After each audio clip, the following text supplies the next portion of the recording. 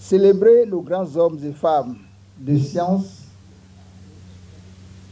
et nos grands artistes de leur vivant, cette conviction est à l'origine d'une des œuvres majeures de l'Académie nationale des sciences, arts et lettres du Bénin, le Wuizhou de la science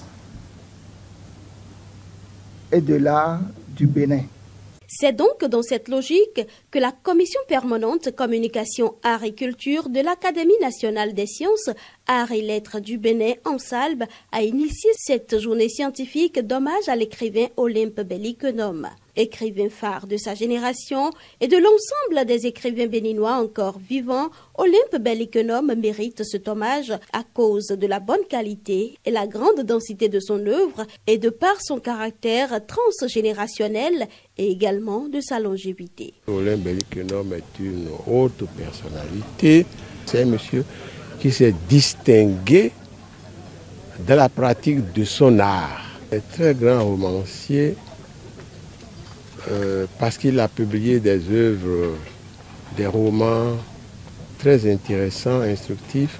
Le premier que tous ceux qui ont fait leurs études de secondaire au Bénin connaissent, c'est Un piège sans fin.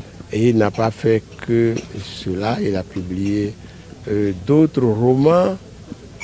Voilà un monsieur qui vit en France depuis, je crois, à peu près 1948, mais qui est toujours présent dans son pays.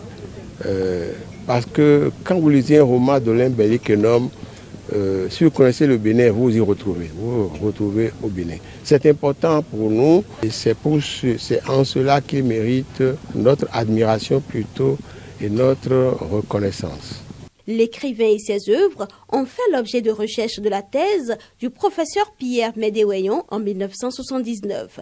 Des recherches qui ont impacté l'écrivain. Cette attitude n'a pas laissé indifférent le professeur François Abiola qui invite la nouvelle génération d'écrivains à ne pas s'opposer aux critiques littéraires. Avant 1979, le professeur Pierre qui a eu à critiquer un peu les œuvres du patriarche avant ce temps-là, l'a décrit comme un personnage, permettez-moi l'expression, occidentalisé.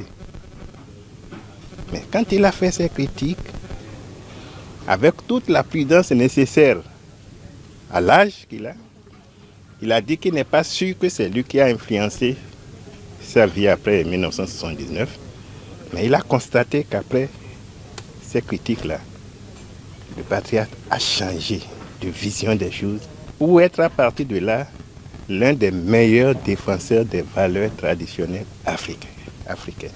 Donc, lorsque les critiques sont objectives, il n'y a pas à en vouloir à quelqu'un. Les œuvres de Olympe Bellikenome, aujourd'hui âgé de 98 ans, ont fait l'objet de nombreuses études critiques depuis des décennies. La dernière étude à être publiée met en évidence sa contribution au développement de la littérature béninoise et africaine et la place de choix qu'il occupe parmi les écrivains du Bénin.